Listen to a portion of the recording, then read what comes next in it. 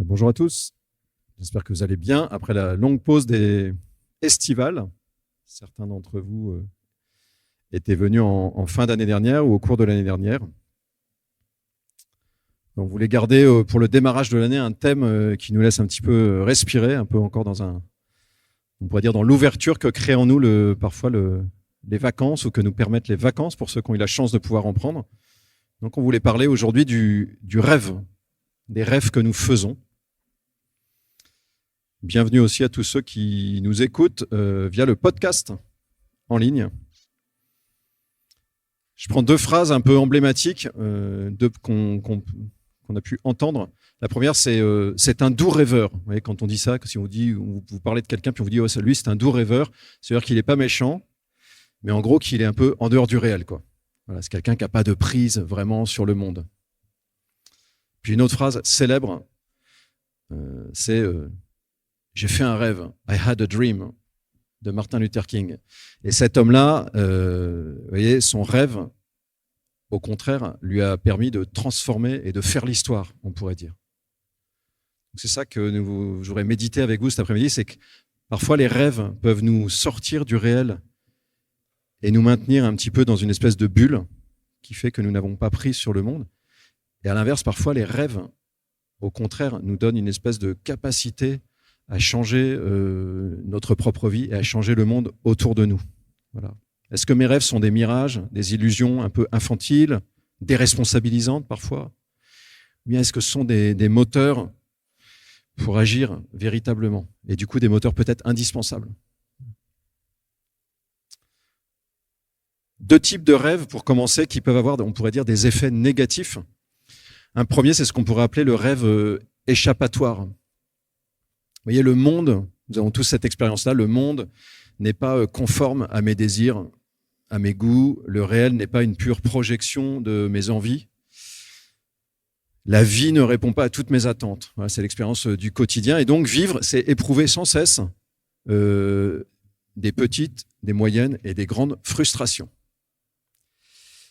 Et donc, la première question qu'on peut se poser ensemble ce soir, c'est de comment est-ce que j'habite, et on pourrait dire comment est-ce que je gère mes frustrations. Souvent, une frustration, elle peut susciter en moi, dans mon cœur, de l'énervement, voire de la colère, face à quelque chose qui me résiste.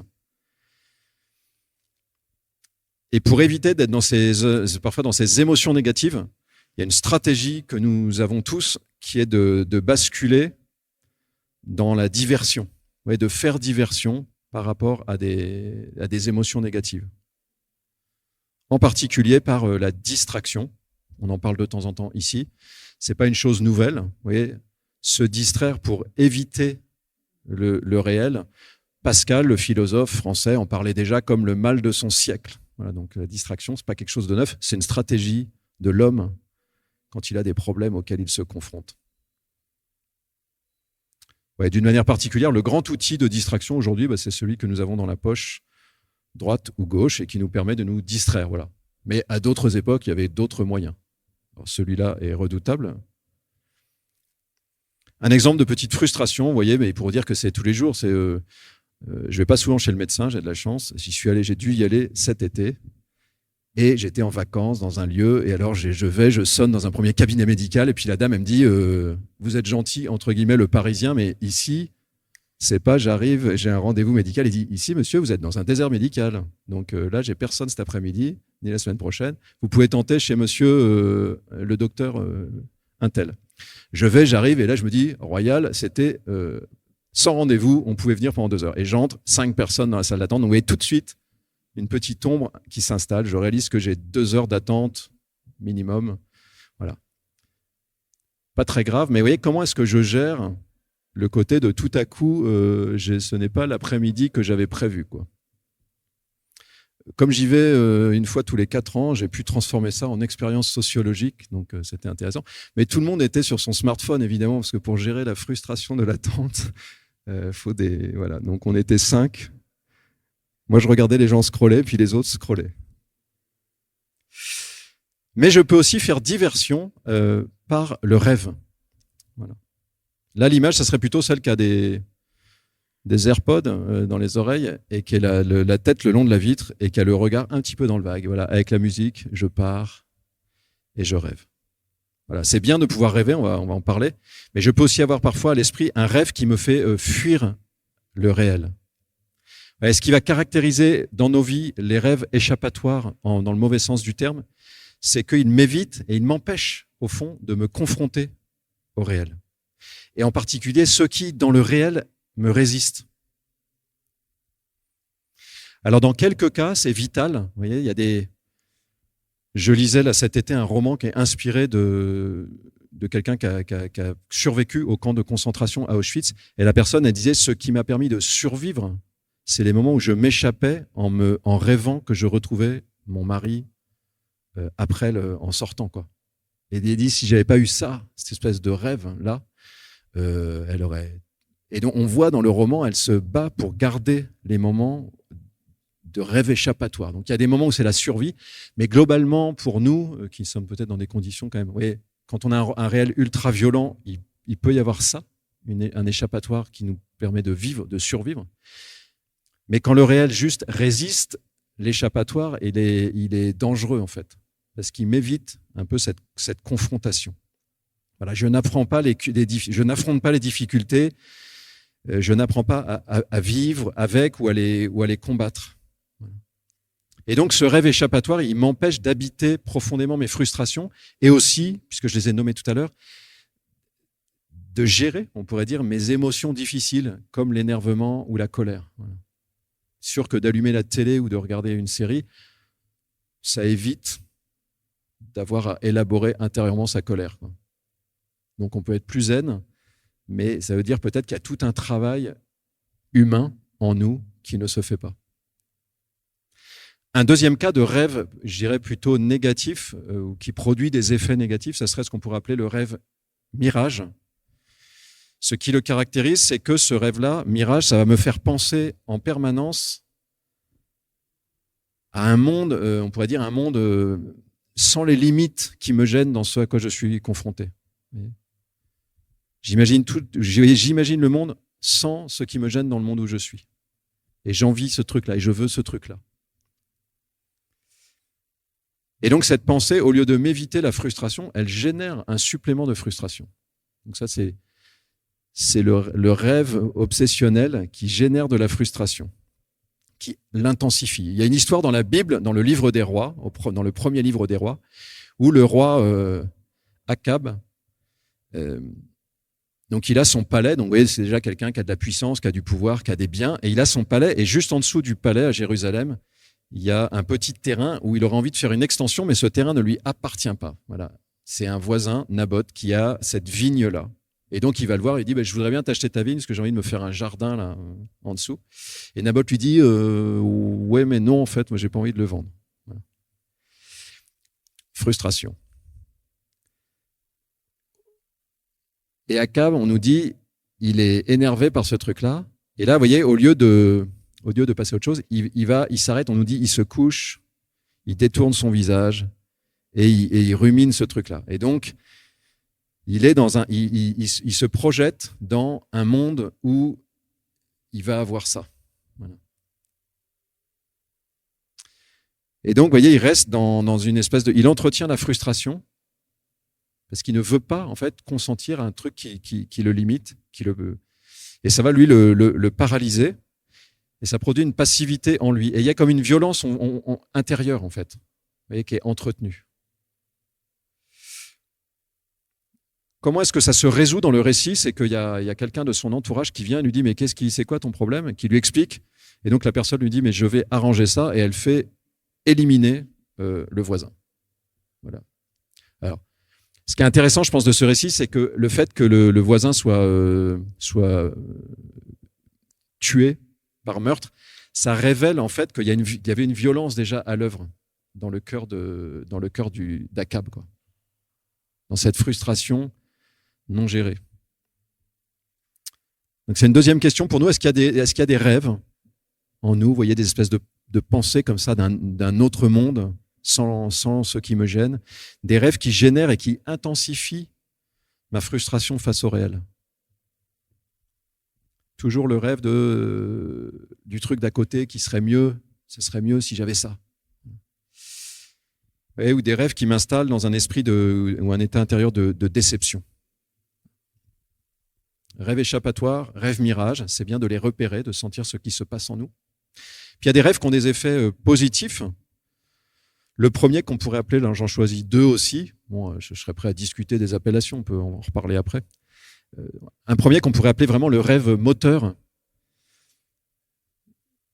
Vous voyez, c'est le rêve qui va générer aussi une frustration, mais une frustration positive. Pas une frustration qui me paralyse, mais qui me met en mouvement pour me transformer ou pour transformer le réel. Alors je trouve que récemment, pendant l'été, avec les athlètes paralympiques, si vous avez écouté un peu des récits de certaines histoires et tout, c'était impressionnant en fait de voir que beaucoup d'entre eux, c'est-à-dire ça part d'un truc qui est vraiment de l'ordre du rêve. C'est-à-dire le gars, il vous raconte, je ne sais pas si vous avez vu il y avait un nageur là qui avait vraiment les 4 membres complètement atrophiés. Le gars, il vous dit, je veux nager. Déjà, vous lui dites, même pas en rêve. Et je vais devenir champion de nage. Vous dites, non en fait. Sauf que si. Et alors, je trouve que ces athlètes paralympiques, souvent, ils sont partis d'une espèce de, ils se sont autorisés à rêver un truc fou, quoi, qui les a mis en mouvement. Et donc, c'est une espèce de leçon pour nous qu'un truc qui peut paraître décalé, en fait, peut être vraiment quelque chose de transformant, quoi. Ça m'a fait repenser à un jeune homme que j'avais croisé un peu plus haut, rue Saint-Denis, il y a 3 ans, comme ça, en faisant de la mission, en allant à la rencontre des gens dans la rue. Il avait la vingtaine et on commençait à parler un peu. Et puis il me dit, enfin, il était très négatif, difficile, pas content de sa situation. Pas content. Et puis il nous dit, moi, depuis l'âge de 13 ans, j'ai une maladie qui s'est déclarée et qui lui recroquevillait par moments les membres. Donc il avait des trucs comme ça. Puis tout à coup, il avait ses mains qui faisaient un peu ça. Et puis voilà. Donc de fait, une maladie vraiment très difficile, puis évolutive en plus, un peu négative. Donc il voyait qu'il était enfermé là-dedans. Et puis à un moment, je lui dis, et c'est quoi ton rêve? Et là, je vois son regard qui s'illumine et il me dit, footballeur professionnel. Et intérieurement, je reconnais que c'était un peu pathétique pour moi. Je me suis dit, ou pas, quoi. Ouais, vous avez le gars qui est comme ça, et il dit, moi, mon rêve, c'est footballeur professionnel. Mais vous voyez ce que ça a produit dans son regard et ce que j'ai vu là cet été avec les athlètes paralympiques, je me dis, mais en fait, bien sûr, il avait raison, quoi. Parce que si ça se trouve, c'est pour lui. Et en tout cas, ça peut vraiment être quelque chose qui va le tirer, qui va le mettre en mouvement. Je lui avais posé cette question, c'est quoi ton rêve? Parce que le pape François, il y a 4 ans peut-être, il y avait eu la première journée mondiale des pauvres. Il y avait des gens, dont certains qui étaient les gens qui ont été à la rue, etc., qui étaient allés à Rome. Il y avait des milliers de personnes. Et dans l'homélie, le discours qu'il leur avait fait, il leur avait dit « Gardez vos rêves, gardez vos rêves ». Et ça m'avait marqué, je me suis dit, tiens, c'était pas une parole que j'attendais. Vous voyez, des gens qui sont vraiment dans le besoin, dans le dur. La parole du pape, c'était « Gardez vos rêves ». Hier soir, en faisant de la mission aussi, j'ai croisé un gars qui était à la rue, un SDF. On parle, et puis je lui dis, mais avant, tu bossais dans quoi, etc. Et il me dit, j'étais batteur. Donc, il était batteur dans un groupe de rock français connu, en fait. Et le gars, là, on le retrouvait, il a décroché il y a 5 ans, à la rue, là, etc. Mais quand on a reparlé avec lui de la musique, c'est pareil. Je veux dire, il était comme ça, et tout à coup, il y a quelque chose qui s'est relevé en lui, quoi. Il avait de la lumière dans les yeux. Voilà. Et son rêve, lui, c'était de pouvoir redonner de la musique aux gens, quoi. Voilà, quels sont mes rêves? Quels sont mes rêves et quels sont les rêves qui me donnent de l'envie, qui me donnent de l'énergie pour l'action? On pourra terminer en méditant peut-être là-dessus. Ce rêve moteur, important, quoi, en fait, décisif, je pense. Et puis, un peu en amont de ça, c'est-à-dire que parfois, avant d'avoir un rêve qui nous donne une vision un peu précise, il y a un peu ce que j'appellerais le rêve créatif, c'est-à-dire quelque chose qui est peut-être plus flottant. Vous voyez, avant de m'offrir une vision précise, le rêve, c'est ce moment et cet espace un peu créatif intérieur qui est vraiment très précieux pour l'esprit humain et pour notre vie. Vous voyez, rêver, c'est vraiment s'autoriser des possibilités au-delà des contraintes que je me donne parfois habituellement. C'est pour ça que le rêve se produit spécialement pendant le sommeil, c'est-à-dire c'est le moment où je baisse, où j'arrête de m'interdire plein de choses, et puis il y a des choses qui apparaissent. Donc je ne parle pas de ça tellement aujourd'hui, encore que. Parfois il y a des rêves qui peuvent nous venir en partie par le sommeil, des visions, quoi. Je parle de celles qu'on peut avoir vraiment en s'autorisant à rêver, quoi. En rêvant éveillé, on pourrait dire. Voilà. Est-ce que j'ai des espaces, vous voyez, de créativité un peu forte? Est-ce que j'ai des espaces pour rêver, des espaces dans ma vie pour rêver, pour imaginer, pour créer? Ou est-ce que je suis tout le temps sur des espèces de rails, quoi? Bon, les vacances, souvent, ça nous relibère un peu d'espace mental, quoi. Et c'est bon. Donc, recueillez les rêves que vous avez faits pendant les vacances et qui peut-être vous libèrent des possibilités pour agir. Ces moments-là où on s'autorise à rêver, c'est souvent un peu le creuset à partir duquel je vais pouvoir élaborer le rêve dont j'ai parlé avant, c'est-à-dire le rêve moteur, quoi, la vision précise pour quelque chose. Voilà, ouvrir des espaces. À mesure que je parle, peut-être que vous sentez, en fait, en tout cas moi je sens que la question aussi, c'est est-ce que nous savons vraiment rêver, quoi. Parfois, la vie fait que le rêve, on se dit c'est un peu pour les enfants, ça se recroqueville. Et puis après, on dit bon, maintenant on est dans le réel et on est un peu dans les contingences du réel, quoi. On arrête de rêver. Je ne crois pas du tout qu'il faille arrêter de rêver. Et dans la Bible, il y a encore, vous voyez, des vieillards qui transmettent des visions, quoi, à ceux qui viennent. Et qu'on pourrait dire qu'ils relèvent presque du rêve, quoi, de la vision d'avenir. Donc on a besoin d'adultes qui rêvent et on a besoin de vieillards qui rêvent pour que le monde aille bien. Quels sont les obstacles qui peuvent limiter ma capacité de rêver? Je vais très vite, je nomme juste 3. Un premier qui, là, pour le coup, est plus contemporain, c'est notre passivité face aux images. Je crois que c'est Sylvain Tesson dans un bouquin, je ne sais plus lequel. Vous voyez Sylvain Tesson, le gars qui se balade un peu à droite à gauche. Et puis dans un bouquin, il dit « Depuis les années 60, l'humanité s'est assise et elle regarde défiler des images. » C'est un peu glaçant comme formulation, mais il y a quelque chose de, voilà, une passivité, vous voyez, face aux images. Il y a eu la télé dans les années 60, il y a le streaming vidéo, puis aujourd'hui on a les micro-vidéos, le scroll, voilà. Bon, ça évolue, ça change. Mais on voit bien qu'une passivité face aux images n'aide pas du tout à développer la créativité. Un deuxième élément, c'est, alors qu'elle est liée pour nous, en tout cas à ça, c'est-à-dire que le dommage collatéral de ceci, c'est que ça vient occuper les petits espaces d'ennui. Alors, on est très à l'aise pour parler de ça pour les petits en disant « mais les enfants ne savent plus s'ennuyer ». Mais nous-mêmes, nous avons beaucoup de stratégies pour éviter à tout prix les moments d'ennui. Et en fait, le rêve se libère plutôt aussi dans des moments un peu où il y a un peu du vide, où il y a un peu de l'ennui potentiellement. C'est compliqué de rêver si je veux absolument pas m'ennuyer. Parce que je vais occuper tout le temps le terrain, soit avec des trucs dans les oreilles, soit avec un truc devant. Soit en étant tout le temps avec du monde. Voilà. Après, on peut rêver à plusieurs. Et un dernier point qui est peut-être typiquement français, c'est ce que nous avons subi les uns les autres. Alors je ne crache pas sur le système éducatif français, mais malgré tout, le système éducatif dans lequel nous avons été et grandi, alors moi je suis vraiment le produit de ça, c'est qu'en fait, j'ai jamais beaucoup choisi mon orientation, en fait. Et on est un peu télé. Alors maintenant, je suis prête. Il y a un moment où j'ai choisi quand même, je vous rassure. On m'a pas obligé. Pardon. On m'a pas obligé. Mais vous voyez, jusque en école, on va dire, en études supérieures, en fait, c'est du micro-choix, en fait. Si on dit, ah bah, t'es bon là-dedans, bah, donc tu vas performer là-dedans. Ah bon, t'es sûr? Alors hop, tu bouges, tu te mets dans la file de gauche. On dit, vas-y, passe dans la file là, puis tu te mets dans la file là. Et puis tu arrives, et puis ça marche. J'ai la chance que ça ait marché.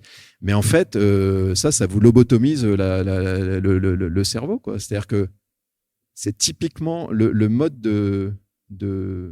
un peu éducatif qui fait qu'il n'y a pas un moment où on est dans la créativité sur je fais quoi demain. Après, je ne vais pas donner de nom de métier de ce que j'aurais pu faire après ça, parce qu'il y en a peut-être parmi vous qui ont ces métiers-là. Mais vous voyez ce que je veux dire après. Et du coup, ce qui est gênant, c'est que pour transformer le monde, il faut pouvoir imaginer d'autres possibilités que ce qu'on a juste devant les yeux, que les 3 trucs qu'on nous propose, quoi. C'est ça, rêver aussi. Il y a quelqu'un cet été qui m'a dit, ouais, ça, on appelle ça le quotient imaginatif. Et tous les marqueurs aujourd'hui nous disent que le quotient imaginatif est en régression. Voilà, donc ça veut dire que nos rêves sont petits. Il faut essayer d'apprendre à rêver grand. Quels sont les leviers pour libérer le rêve? Vous voyez, mobiliser puis exercer la créativité. Voilà. Donc faites de la pâte à modeler, je sais pas, faites du dessin, faites du chant, faites des trucs. Libérez quoi, votre créativité. Ouvrir des espaces de silence et ne pas éviter à tout prix l'ennui. Voilà, donc vraiment, soyez honnête avec vous-même. Il y a une période de ma vie où moi, je me suis, mais pas à 6 ans, à 25 ans, où j'avais vraiment une espèce de sentiment de vide, d'ennui assez fort, mais que j'ai affronté, on va dire. Et je pense que derrière, il y a un moment où ça produit quelque chose aussi, de ne pas avoir été dans une stratégie d'évitement par rapport à ça.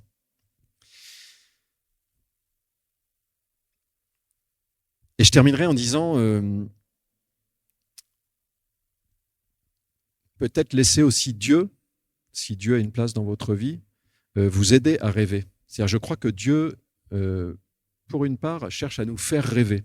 Je m'explique un peu. Vous voyez, dans la Bible, la question du songe, par exemple, est vraiment quelque chose qui est présent. Ce n'est pas omniprésent. Donc, on ne dit pas qu'à chaque fois qu'on fait un rêve, il se passe un truc, mais c'est une possibilité, quoi.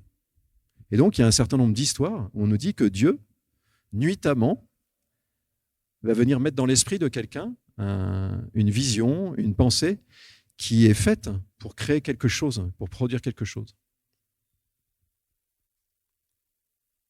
Dans l'Ancien Testament, par exemple, il y a un personnage qui s'appelle Joseph et qui va recevoir comme ça une vision qui va lui ensuite être un peu déterminante pour son itinéraire personnel, quoi, pour ce qu'il est appelé à devenir. Mais peut-être plus largement, et quelque chose qui est peut-être plus accessible pour nous, c'est moi ce qui me marque, j'ai eu l'occasion de recreuser un peu cette question-là cet été en prêchant une retraite sur les prophètes, c'est que vous voyez, Dieu, avec ses prophètes, il y a des moments où il leur communique en fait des grandes visions, qui sont des visions positives pour l'avenir. Il y a des moments où il leur communique des avertissements pour ce qui est en train de se passer de mauvais dans le monde et en disant attention, si tout le monde continue comme ça, on va finir dans le mur.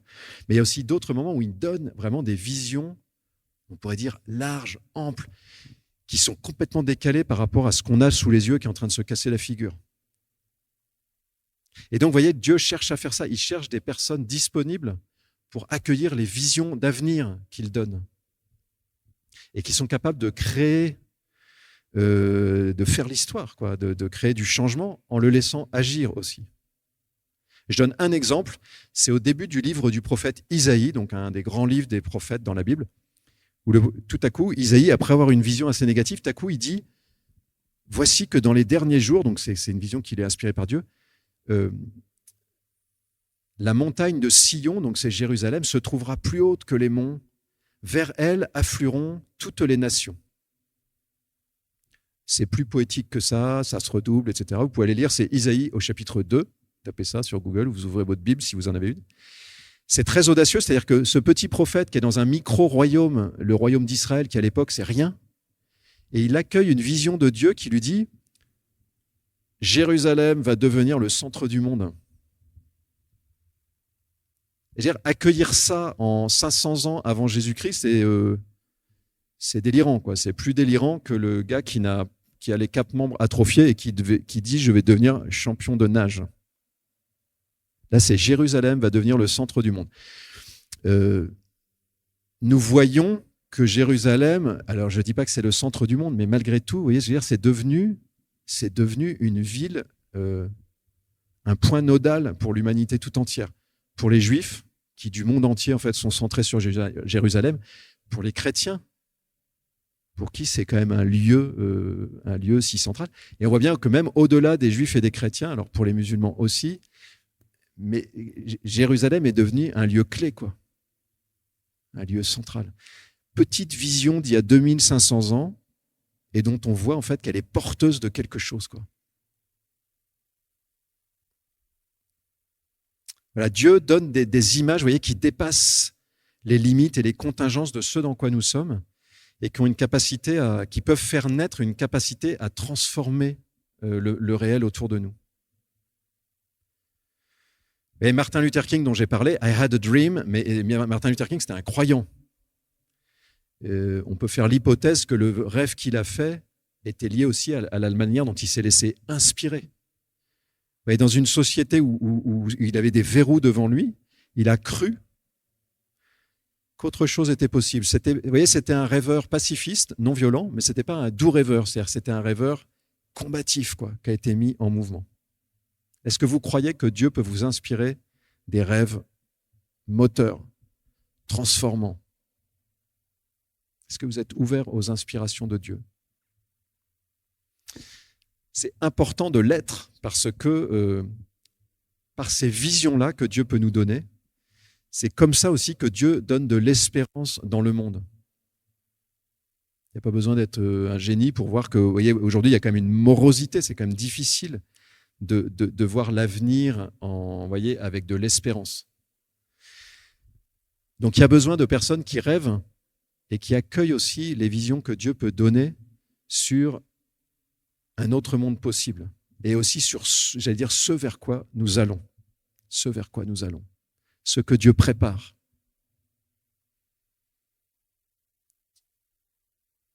Voilà, il n'y a pas d'âge pour rêver, comme je disais tout à l'heure. Il n'y a pas d'âge pour rêver. Je vous propose de terminer quelques instants en entrant un peu en nous-mêmes, si vous voulez bien.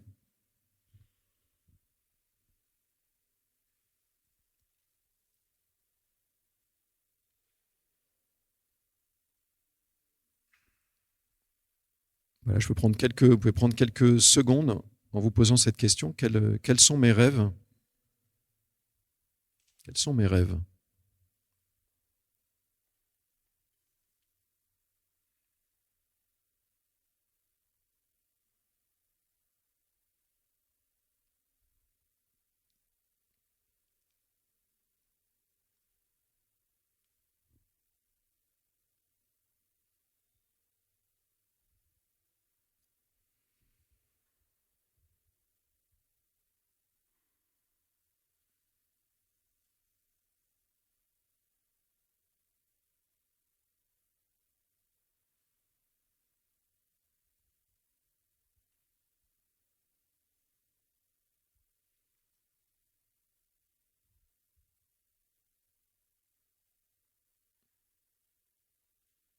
Puis une deuxième question qui peut nous venir, c'est que nous pouvons laisser méditer ce soir, puis peut-être cette semaine, c'est en fait, qu'est-ce qui m'empêche de rêver plus grand? Ou alors quel est le principal frein qui m'empêche de rêver plus grand? Qu'est-ce qui fait que je ne m'autorise pas à rêver plus grand?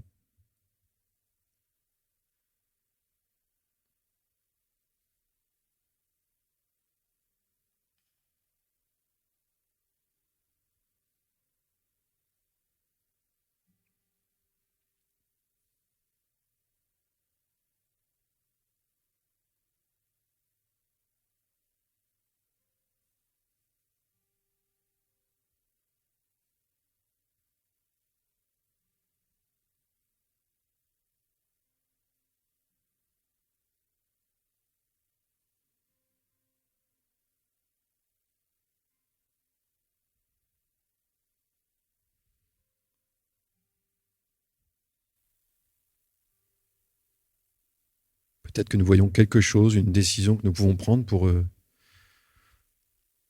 libérer justement notre capacité à rêver.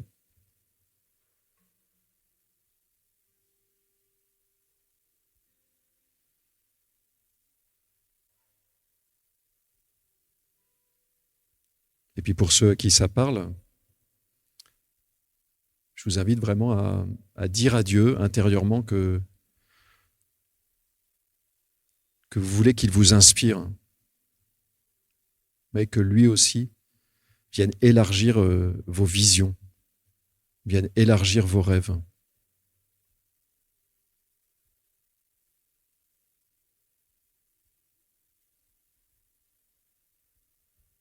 Saint-Esprit, donne-nous d'accueillir les visions de Dieu.